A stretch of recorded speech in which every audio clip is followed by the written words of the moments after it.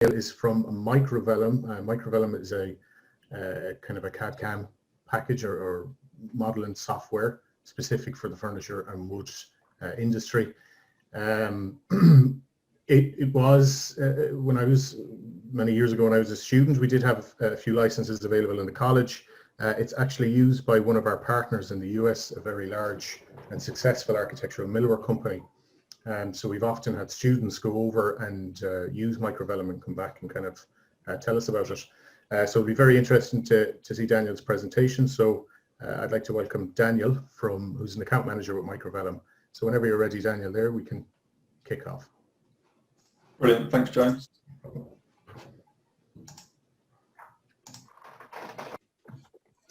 Okay, can you see the slide okay? Yeah, perfect. Okay, great. So first of all, yeah, thanks everyone for joining us. Today we're going to be, it's myself speaking. I'm the account manager for Microvellum here in the UK. We also have Martin on the call today and Clay, who is our marketing manager, dialing in from Oregon in America today. So who is Microvellum? We're a CAD/CAM software company, as James said. We create software to streamline businesses' design, estimating, engineering, and manufacturing processes.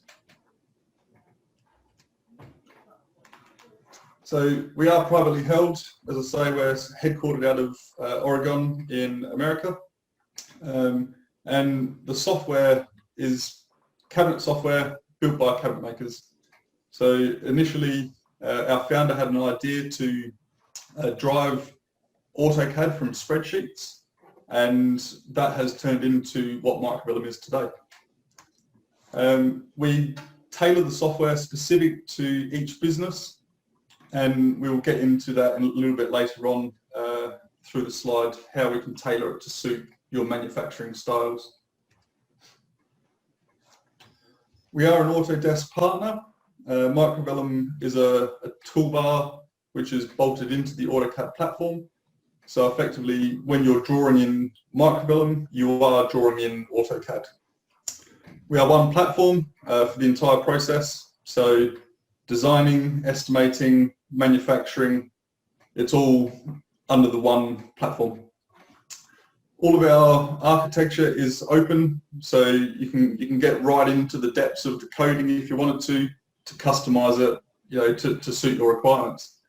And as I say, we are on an Excel-based logic. So again, it's a familiar environment for people to use. It's native software. So our software is influenced by our clients. We have a technology seminar every April in America. Didn't have it last year because of COVID, but we do get all of our users together and we share ideas and tips and everything else, and that is how our software is developed for the next year.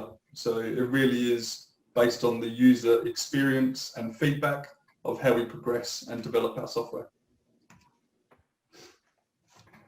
Some of the markets that we work in, you can see commercial joinery is right at the top there, but we do also specialise in shop fitting, restaurant interiors, wardrobes, anything that you can draw in AutoCAD or you can make with wood, then you can use Microvellum to create those products. We have an open community online. This is a brilliant forum for our users to be able to come together, but also people outside of the Microvellum community can join and just speak, share tips, tricks, learn about the software, and just share ideas about various manufacturing methods or anything they want to talk about in the community. So the skills gap. So we're recognising that there seems to be a big issue in the industry. I think there's a lot of misperceptions about where the industry is now compared to where it was previously.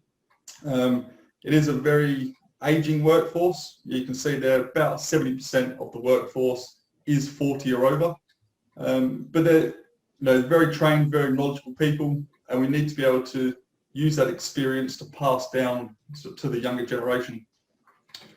Salaries have been historically low in the industry. I think that's because we haven't been technology-based previously, more of a sort of hand skills trade. But now that we're moving into that technology role effectively, there's a bigger opportunity for better salaries, and also being able to take talent from other industries. The technology skills are very much transferable, so we need to try and use that to attract people into our industry much more. So the reality is, we are much more tech-based these days. There's a big push on Industry 4.0. It's trying to get people to understand that cabinet making is now driven by machines. We can get people doing designs on the computer and programming those machines. And the manufacturing is turning a little bit more into assembly. So there's still seems to be a decline in course applications. We think that's, again, because of the misperception somewhat of the industry itself.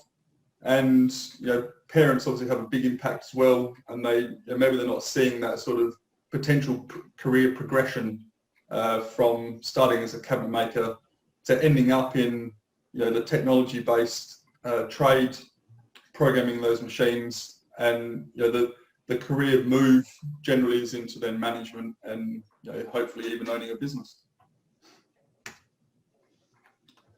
So how we're helping? I'm going to hand over to Clay now, and he's going to talk a little bit about what we're doing in America and with the colleges and things like that. Over to Clay. All right, thanks, Daniel. Yeah, so I'm Clay. I lead the marketing team and product management team here, working out of the headquarters office in Oregon, as Daniel mentioned. And so I've been part of the Microvellum team for the past 20 years or so. And I've definitely seen this skills need, the need for technically minded people grow, just like many of you have.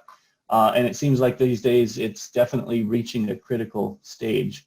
Being on the software side of the industry, we hear stories all the time of customers that are trying to find the right people, trying to learn how to attract the right people. Oftentimes it's hard for people to find talented workers to join, whether they are even in the woodworking industry or interested in the industry, or even have that aptitude for the CAD platform like we have. And so sure, at the heart of it is, hold on, sorry, one second.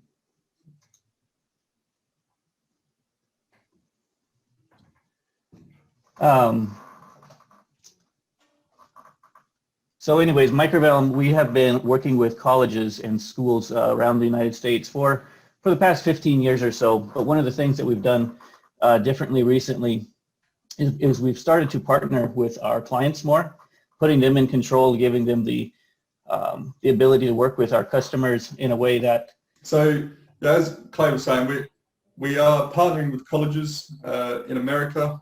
We have a good, strong college sort of Microvellum relationship, and we provide the software. We donate the software to those colleges, and they implement Microvellum, amongst other software programs as well, to allow the college students to really get a taste on all the different types of options out there, so that they're better educated for when they do go into the real world.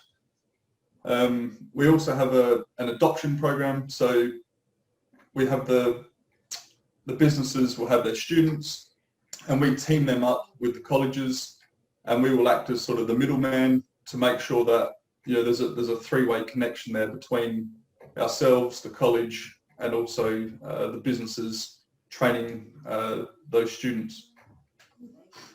We have a new sort of technology advocate that we're working on as well. So this technology advocate is more sort of trying to appeal to the younger audience. It's it's fresh, it's YouTube-like, sort of content and, you know, a little bit of humor built in.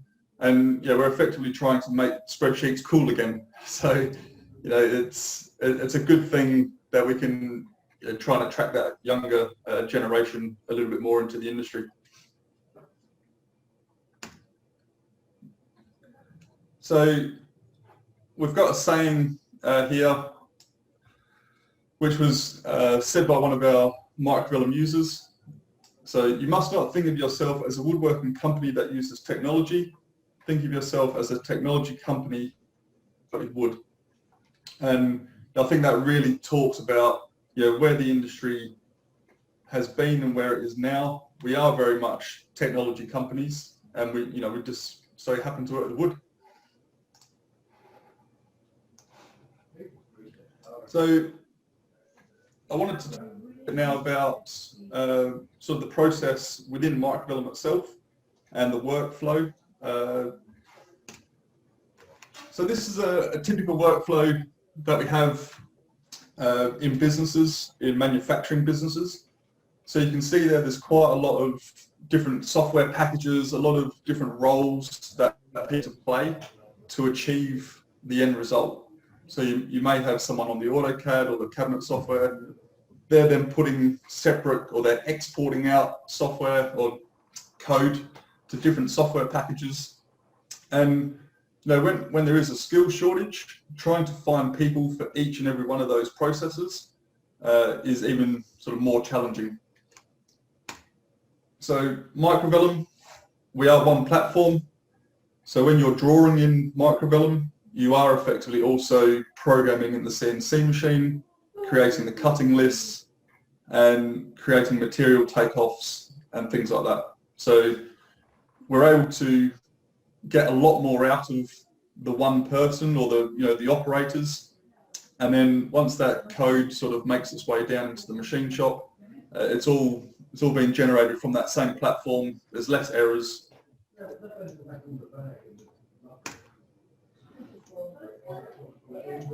So in terms of integrating Microvellum into your workshop, as I say, we collect a lot of different machines. You can see there CNC routers, drilling machines, saws, really any NC controlled machine that you have in your workshop. We're able to connect it into Microvellum. We create a post-processor so that when we process it through the software, it creates that code, you open it and you run it.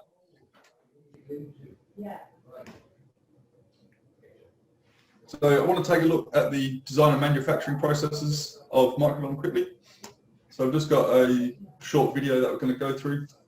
So when we open up Microvellum, we're presented with a project properties window to start with. And in this window, we'll start to set up the parameters of the project. So we could add some correspondence for emails or things like that to start with. When we come into the project wizard, we have different types of construction methods that we can select. So depending on the way that you manufacture, we can customize your library to suit your manufacturing styles effectively. So dowels, cams, screws, invisible fixings. There's lots of different options out of the box. And if there's not an option there that if there's an option that you need to use that isn't in there, we can obviously add that in there as well. So we'll come and set up our custom sort of standard cabinets for the project. And these parameters that we're setting up are global for the project, but you can also change these individually on each cabinet. So you can see their back construction, whether you want it between the sides, top and bottom, fully inset, you can change that as well. Under the project materials, we can assign different materials for each and every part of a cabinet, or we can group these as well and just assign one material to all base cabinets, tall cabinets, upper cabinets separately. Under the hardware wizard, we've got all the sort of the top of the range hinges and also drawer runners in there. Again, if there's something that you use that's not listed, we can also add that in. With the drawer systems, we've got the metal box, metal sides, or you can use a wood box, and we can also program in dovetail drawers as well. So as you can see here, we're on the Autocad platform, and just down on the left-hand side is our Microvellum toolbar. So we'd start off by drawing a wall, which we can then apply some cabinets to. When you draw the wall, it can either be just, you draw a polyline and select the polyline, or you can just draw it as you need to. So you can see our cabinet library. This is our standard library, sort of straight out the box. Lots of different options. There's base cabinets, 2-door, 3-door, combination of doors and drawers. And that sort of set of options is the same for tall cabinets, upper cabinets as well. So I'm just going to draw some cabinets on the screen just to give you an example of how we can quickly modify cabinets as well. Okay, so this is a prompts window for a cabinet. It's the same prompts window for any cabinet that you bring in. A lot of these settings are set up through the global variables that we did when we set up the project properties, but you can also change things locally to the cabinet as well. So you can see here, toe kick options, it's all set up by the globals, but if you wanted to customize it individually for the cabinets, then you can do. In amongst the settings as well for the cabinets, we've got some construction options that we can change. So you can see we've got some cabinet modifications, and these modifications are built into almost every cabinet as standard. So you could add a notch to the left or the right or both, add a notch at the back, and same for chamfers as well. So if there's sort of any obstacles, a column that you need to get around, that's all built in, by default into the software. So I'm just going to add in a notch. So you can see if you right click on a number, you can also put in a formula, and these formulas just work like Excel. So width divided by 2, and that will calculate that for you. I can apply some end panels, and we can draw that on the screen. So you can see very quickly we're able to draw a product just using the prompts that are available within that product. And when you're drawing in Microvellum, you can actually see that the 3D drawings are Microvellum is effectively doing the 3D drawings for you. So we've got other options, so lift up doors as well. If you wanted to, there's whole different settings of the lift up kit that we can add in, and that will bring in that lift up ironmongery, and it will also program in all the machining for it as well. So I think it's quite important to realise that as we're drawing in Microvellum, we are actually also creating the machine code based on those settings that we sort of configured from the start. So you can see we've got sort of different sink options, base cabinets, the handle settings as well. You can see on the screen that we've got today, we're drawing a sort of Hafley shadow profile. In the drawer systems, there's 2, 3, 4 drawers, combination of drawers at the top, split at the top, and then single underneath. So I'm just going to bring in a 3-drawer cabinet, and again the prompts window very much similar to the one that we seen before. Shadow line, if we just want to remove the second one, we just untick the box. So again, add an end panel to the right hand side, we press the radio button and it adds in the end panel.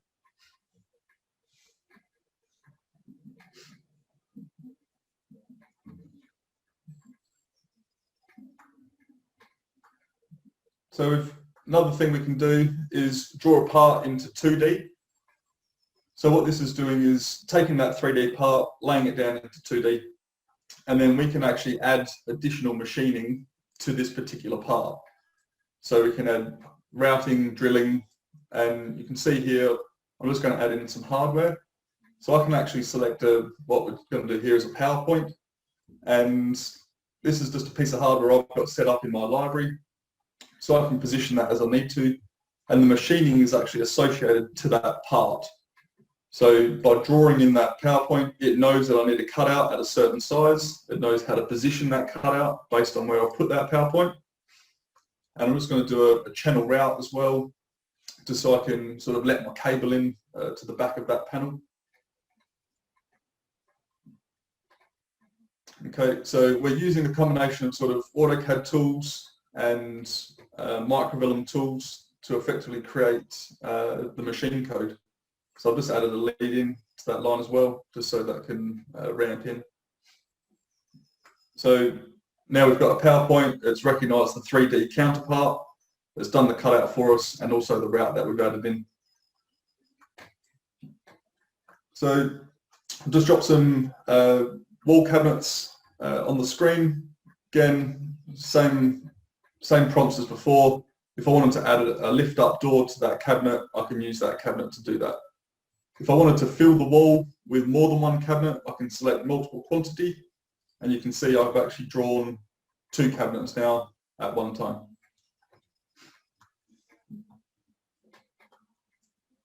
Okay, so just tidy up that last one, put an end panel. Again, we just select the box, and that end panel will get added. So from here, we can render in Autocad. So it's the same rendering engine effectively, as I say, as what Autocad provides. So I've been able to automatically add some lights. I can draw in a floor just to sort of tidy up the image slightly.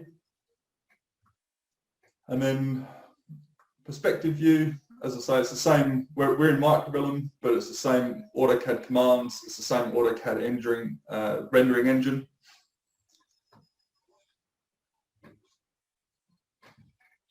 And then we have a nice render of the kitchen that we've drawn.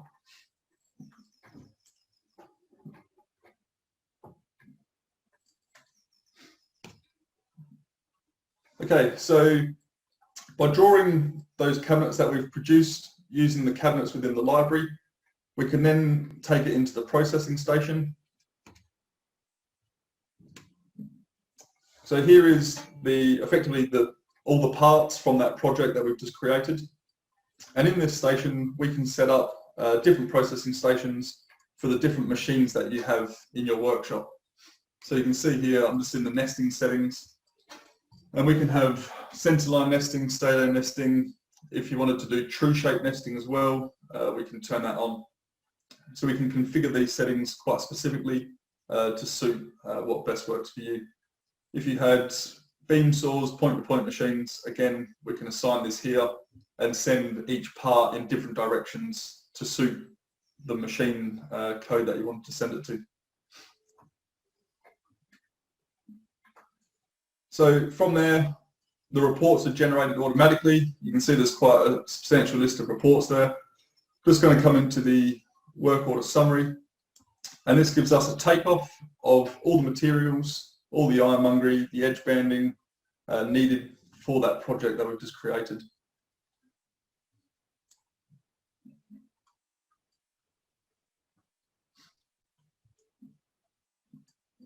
So there's a costing report as well. The costing report breaks down the cost of all the materials, all of the solid stock. You can see the Hayfley extrusion there for the shadow line, even down to the stone, the edging. But more importantly, it also looks at the manufacturing processes. So in terms of machining time, edge banding time, all the way down to packaging, delivery, and installation. So this is a true cost representation of this project from absolute start to finish. If we wanted to change, maybe turn off shipping installation at this point, we can actually do that as well. So we've also got a nesting optimization report. Microvellum has its own nesting optimizer built into the software. So again, we're all in the same platform. There's the cutout for the PowerPoint that we've created. And it's all nested, it's all separated individually for the different materials. And we've also created the part labels as well. So we can program in the in-feed table to do automatic labeling, if that's what you've got on your nesting machine, or we can just print these labels in the office or at the machine to place on the parts manually.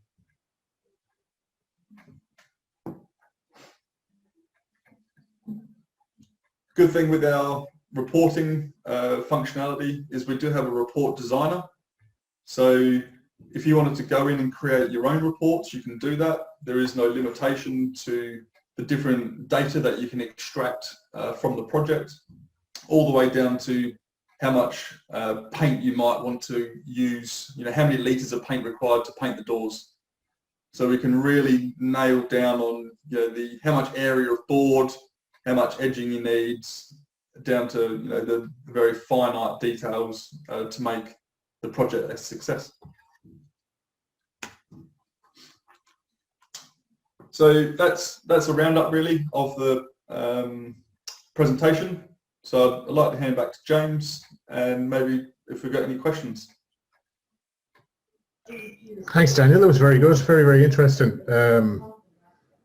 God, it does seem like it integrates a lot of processes into one. And I just want to hit on the skills shortage. I think it's very well publicised at this stage that the industry as a whole is facing a skills shortage. And Bill, maybe you can come in and let us know how that's affecting Europe as well. And information through Ethic. I've read a few reports. And I think you were bang on the money in terms of that quote that says, we're no longer really woodworking companies, we're technology companies that tend to deal with wood.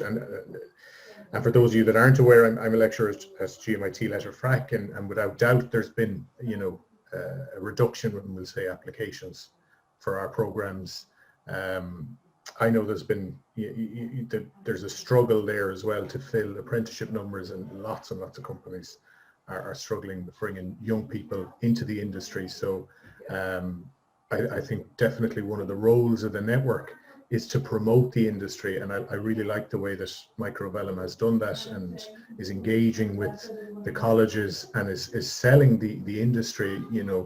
I think there may be a perception that to be a woodworker means standing on cold concrete in a very cold workshop, getting very dirty and dusty, and squaring boards with a hand plane, whether you're Lee Nielsen or you're Clifton.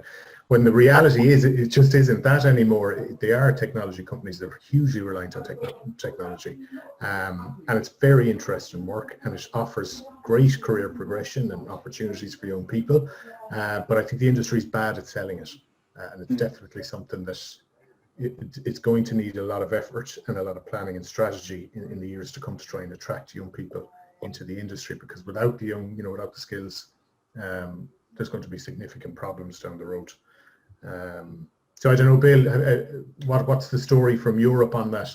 Well, basically they're experiencing similar problems, but there's one very significant difference across Europe. Across Europe we employ very much more women in our industry than we do here, and this is a very important aspect which needs to be taken into account.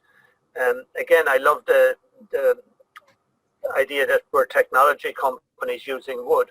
I think that's going the right direction. But our problem is twofold. One, we've got to present ourselves better, and we do need to present ourselves to the schools and colleges as an industry with a future. And let's face it, it's one of the industries which really does have a future. And in terms of the developing circular economy, it's going to become more and more important in many ways, not just across furniture, but across the whole woodworking spectrum. But our big problem is one or two problems really. One is to get more young people joining us, and two, to reskill that age group between 35 to 40 and retirement age, whether it be 60, 65, 66, it doesn't matter. I don't believe in retirement. But the point is that we need a big effort to reskill as well as to attract young people. And we need to make our factories and our premises much more friendly, so that we can have ladies as well as gentlemen working in our plants. And I think that that's a very important thing. I know that in Romania, for example, women are very much used in industry, and they're at all levels. In my own experience in a factory I had in Romania, among 72 workers, 50 of them were women. And all of the supervisors were women, and the two most important CNC operators were women. So that gives you a different approach, and that has been the approach in the former communist countries. They looked on men and women as equal, and they did equal jobs. I noticed that as well. About that. Yeah, I noticed that as well, Bill, in Porto last year when we visited a few companies around there, when we took the students with us, that there was a much greater proportion of women working in the workshops and factories than we typically tend to see here in Ireland anyway. Yeah. Just on that, I suppose from being at lots of open days and meeting lots of parents over the years and mammies, I said one of the questions that keeps coming back is, you know, the career progression, and really I think my impression from doing all those open days over the years in visiting schools is that the parents have a huge part to play in the decisions that the students make, and they don't tend to want students to go into apprenticeships anymore. Definitely not in Ireland, and there's still a bit of a sour taste left in people's mouth because of the recession and because of the way tradesmen were kind of treated after the recession and felt maybe unsupported by the government. So I think, and definitely from our experience, we would see a lot of students come to us on degree programs who probably would be better suited to apprenticeships, but are forced into third level by the parents because they don't want them going into apprenticeships anymore. So the whole, I know there's plans there with Simon Harris to restructure the apprenticeships in Ireland. That definitely is going to need a lot of work. But also for us in third level to convince parents that this is a good career, this can lead, you know, to very good, you know, I suppose that there's progression within the industry, that your child can have a fulfilling career and a successful career, and can grow and can develop and continue to learn. I think that's hugely important. So it's not just selling it to the students, in my experience, it's selling it to the parents. It's going to be incredibly important. And on the upskilling, that point you made, Bill, about upskilling, you know, and there is that kind of older age group predominantly within the industry, and upskilling them. Do you think, Daniel, that the transition, because I suppose Microvellum is an add-in for Autocad or uses Autocad as that, you know, for all the drawing, would it be an easier transition for people to start implementing and adopting Microvellum, because the vast majority of companies will all be very, very familiar with Autocad 2D and will all have people who can draw on Autocad 2D, and I think it's still probably the most popular drawing package within the industry at the minute. Do you think that transition would be easier? Yeah, I think definitely. I think, as you say, you know, Autocad is the industry standard. It's not just used by woodworkers, but also, you know, architects, engineers. So by having that sort of Autocad 2D experience, it's much easier to transition into Microvellum. You know, we are built on the Autocad platform, and I guess the beauty of Microvellum is we are in the Autocad platform, but the Microvellum toolbar and the functionality is effectively creating 3D drawings for you. So, you know, using the prompts in the spreadsheet and, you know, the programming of the cabinets, that's what generates the 3D model. So by having the sort of familiarity of the Autocad commands with the addition of the Microvellum tools, you know, we're able to combine those skills effectively to create 3D drawings quite quickly. And, you know, being on the Autocad platform, we're using all of the sort of the real ironmongery. It's all the blocks from the actual manufacturers. So you are getting a true representation of what you're actually manufacturing. You know, it's not a sort of indicative hinge that's shown. It is the Blum hinge. It is the Hafley hinge. So it's a good visual aspect for the people that are drawing. I think if you're sort of not so familiar with cabinetry, you know, manufacturing, so to speak, by seeing the true representation of those parts in 3D, anyone can see and visualize how that cabinet's going to go together. Very good. And one area or a question that constantly gets asked as well is how easy is it to do bespoke items? So if you've to, if your bread and butter is cabinetry, but you do reception desks, so you do some decorative wall paneling and things like that. Is it easy to do that kind of work, and can you get the same outputs for say like a reception desk as you would for the cabinetry? Yeah, exactly. Yeah, so we've got some additional tools that we have built into our software. So we've got some solid modeling tools, and what that will do is you can create a 2D section of a reception counter or maybe a restaurant bar, and we can sweep those 2D drawings over a construction path. But it's not just doing an extrusion, it's actually also looking at the parameters of those parts to recognise how big the boards are, when to put the join in, how often to put an upright in. So all of those sort of options are programmed in to that functionality. And again, I think because we're drawing in Autocad, anything that you can draw in Autocad or that you can make from wood, you can draw in Microvellum. Good. And one last thing, Dan, you've 15 years or so experience in the industry in the UK. Is the UK industry kind of facing the same skills shortages that we're seeing here? Is it still kind of this, I suppose, barrier there to bring young people in and to kind of market the industry in an attractive way to young people? Yeah, I think very much so. I think one of the biggest problems, I guess, is we do have that aging workforce, but the skills, I guess, the computer skills or the technology backing isn't sort of so ingrained into someone's DNA, so to speak. I think that younger generation coming through, they're behind their computers or their smartphones every day.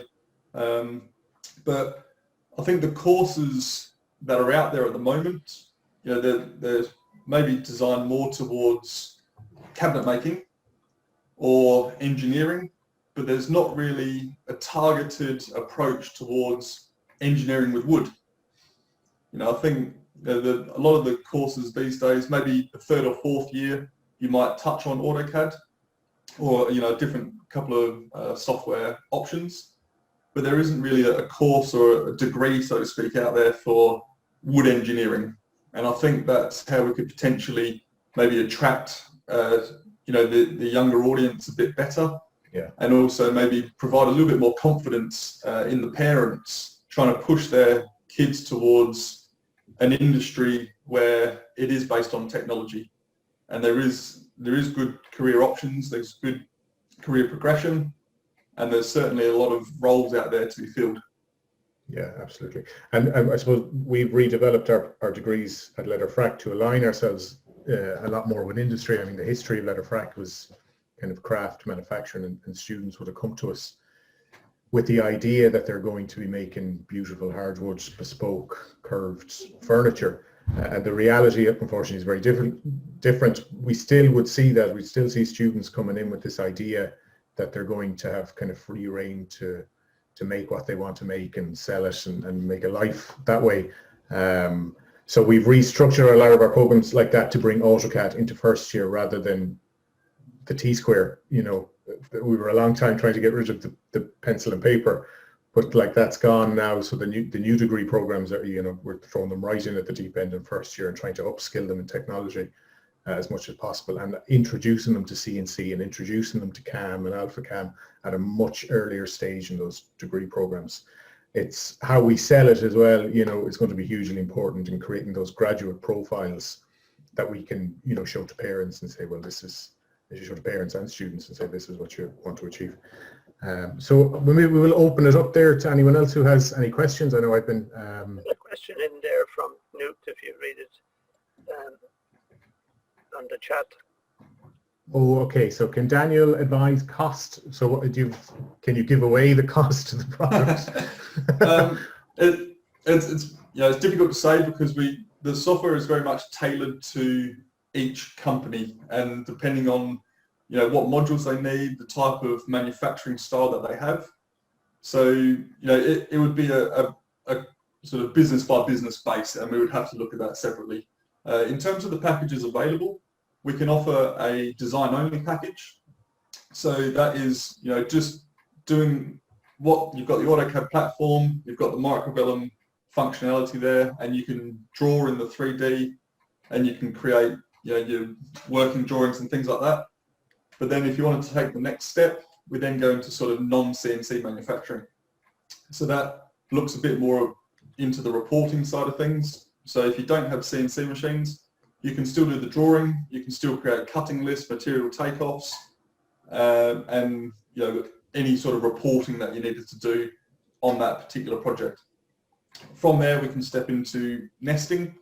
So there's additional modules for nesting, and we can look at common line nesting, true shape nesting, and as I said before, also the sort of in-feed table if you want to do automatic labeling, things like that as well. Other packages we have is beam saw connection and point-to-point. So we generally sort of see two types of business. They either sort of steer towards nesting, or they steer towards beam saw and point-to-point machines, or vertical drilling machines for the more sort of mass production. So we can tailor the software how you need to there.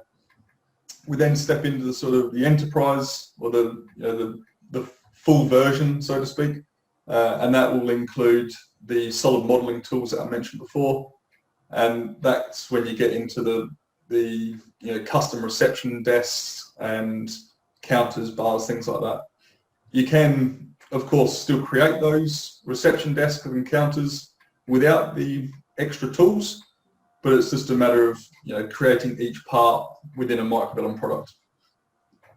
We've also got what we call solid modeling analyzer.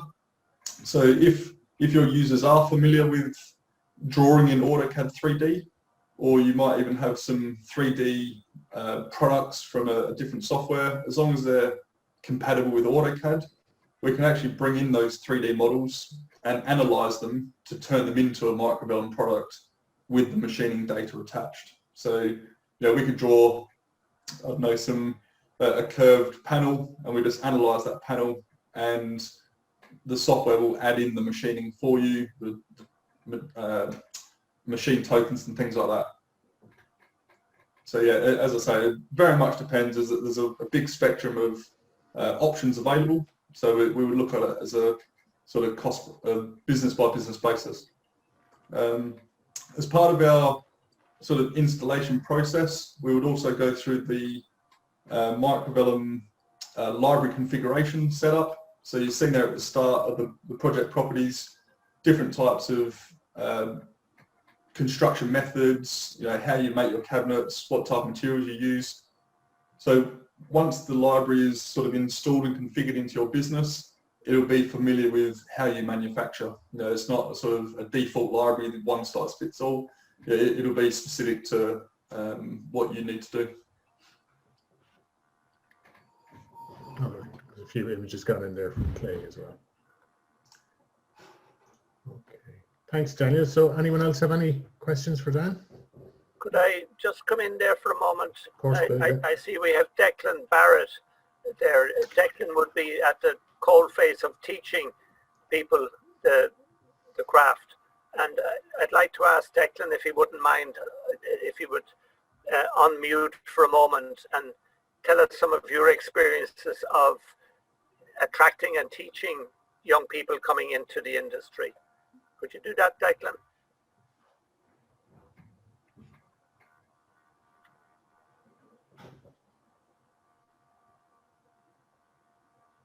Declan must have gone out for a cup of tea.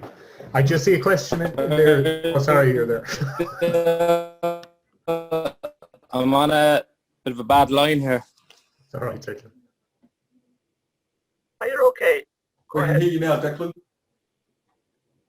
Hello? No.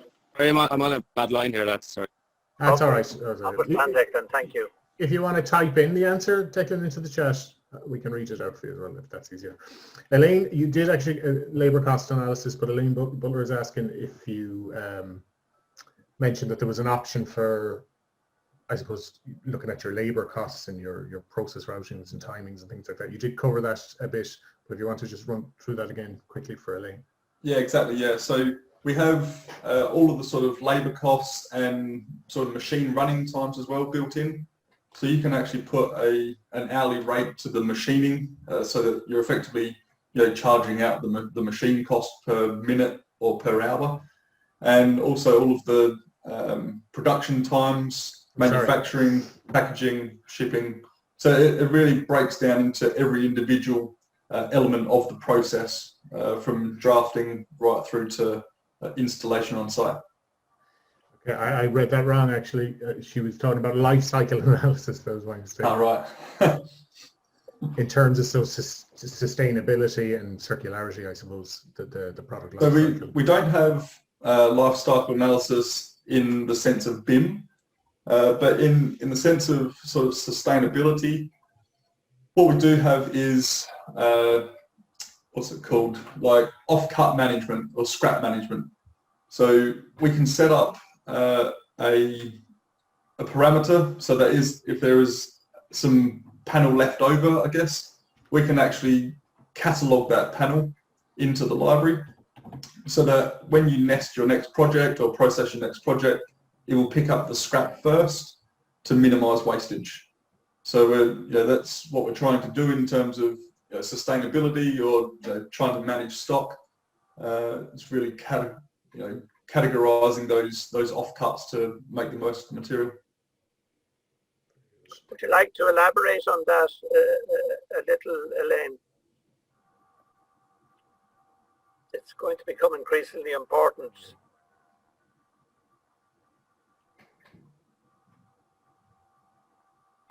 Sorry, I was trying to find the unmute button. I was in the chat function, I couldn't find unmute. Yeah, no, thanks for that. I didn't realize LCA stood for something else, so there you go. I've learned something else today.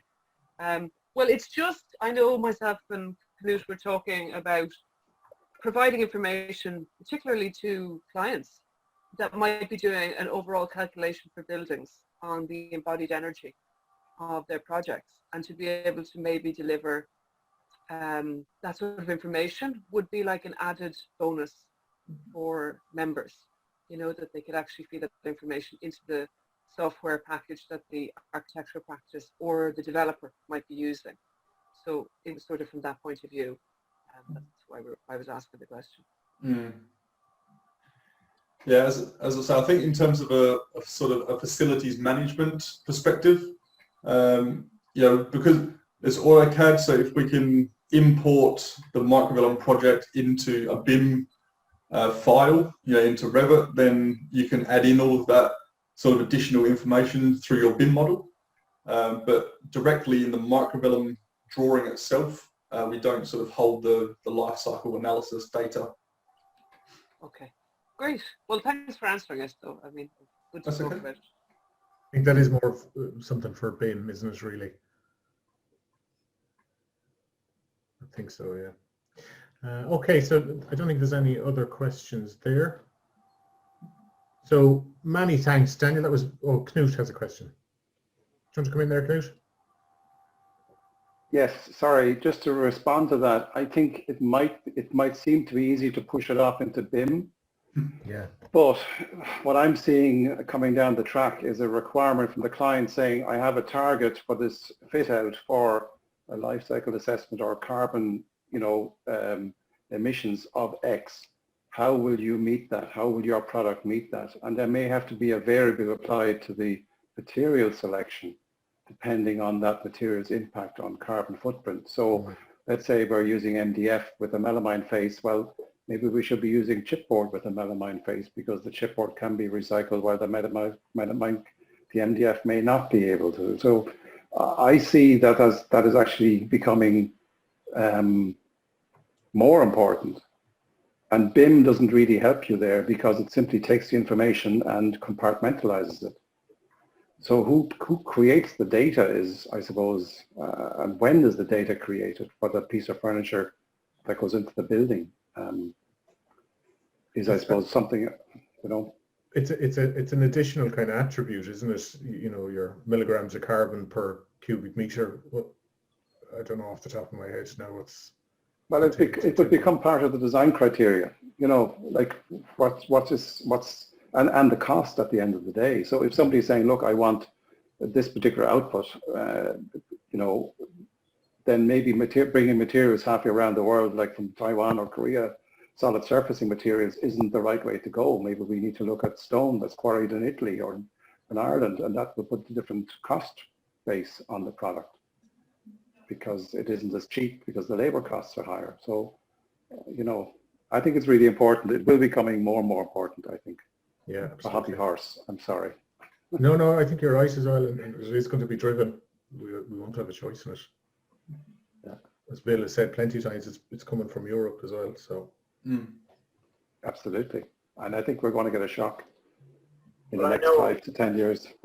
I know one of our kitchen manufacturers recently came up against this, and they were designing a kitchen for a very high networked individual, and the interior designer came back and demanded to know what was the carbon footprint, what was the materials, their sources, did they have FSC, the whole lot, and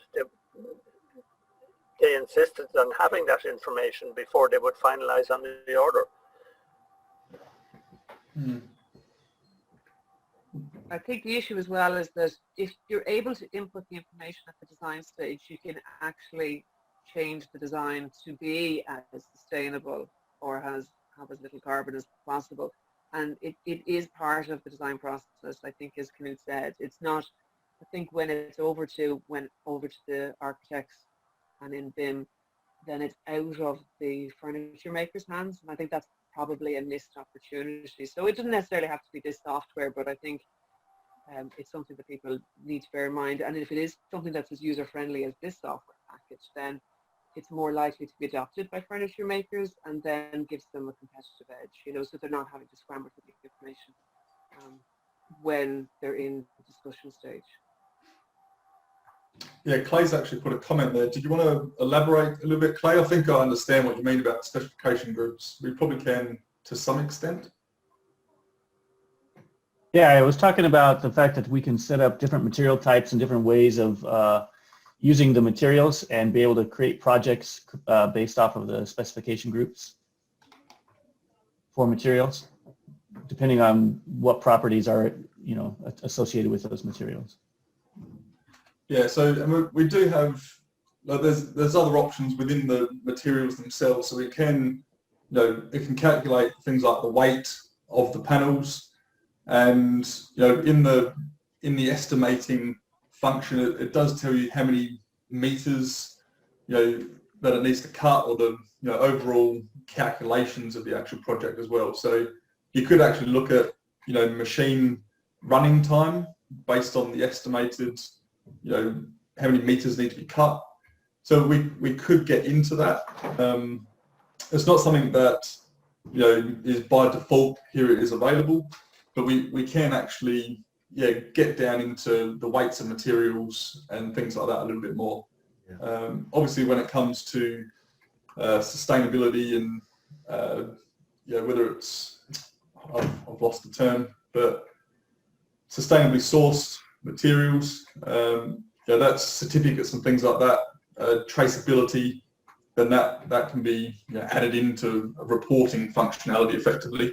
But that would be, yeah, it is data that you're collecting from your suppliers more so than data that's, you know, created by Microvellum itself. Yeah, I think it's great as well. Yeah, for the voice of the customer, you know, this is great feedback for a technology company or a software company to hear what the requirements are. Yeah, definitely. Yeah, and that would be maybe a very good selling point as well if you were to build a little bit of this into the product. Sorry, Bill, go on. You want to say something? I'd just like to stress again, coming back to the apprenticeships, and that I believe that the German model, where you do your apprenticeship and learn the fundamentals of your industry before you go on to college, should be promoted to. And I think that it's very important that our apprentices aren't only trained, or that our apprenticeship doesn't only train them to use technology, but because I think there's always room for fine craft, and it's really important that we train our apprentices in fine craft and in understanding the materials that they're using. So I would favour very strongly that apprenticeship should lead to college if the student or the apprentice requires to go further. But I think that it's very important that the apprentice understands fine craft and understands the materials that he's using. I think it's vital. I agree with that, Bill, as well. I've always thought that the act of woodworking, you know, making a bespoke piece of furniture involves so much problem solving that it develops you as a problem solver. So nothing ever goes right, or you trim too much off here, or you get breakout there, or whatever. And a lot of the feedback we've gotten over the years from companies where our graduates have gone, it's been complimentary on the problem solving ability. And I think woodworking has a very significant part to play in that, in developing students as problem solvers. So we're just getting very close to 2 there, so I think we better wrap up. I'd like to say thanks again to Daniel, Clay, and to Martin for joining us, especially to Daniel for the presentation. I think it was really, really interesting, and I definitely am looking forward to maybe getting a license off you, Dan, and having a play around with it. Bill, have you anything to add or any updates for the network? Not really. I would just say that our recent newsletter went out, and we would very much like to get some feedback as to its content and whether it's of interest or not of interest, or whether it needs to change direction. It'd be lovely to get some feedback from those of you who have taken time to read our newsletter. Thank you very much. Brilliant. Thanks, Bill. And just to remind everyone that the session was recorded, and all of the past recordings from our webinars are available on the IWFM website. So our next webinar will be on the 23rd of April, where we're going to have Darren Woods from WD Excellence. Darren has about 15 years experience as a Lean Six Sigma black belt. He's worked with pharmaceutical companies. He's worked with a good few joineries now for implementing Lean and creating organizational excellence. So Darren's going to join us in 2 weeks on the 23rd. So that should be a very interesting session as well. So thanks again to the guys from Microvellum. Thanks, Daniel. Thanks, Bill. And hope to see you all soon. Brilliant. Thanks, James. Thanks, everyone, for joining us. Guys. Cheers, guys.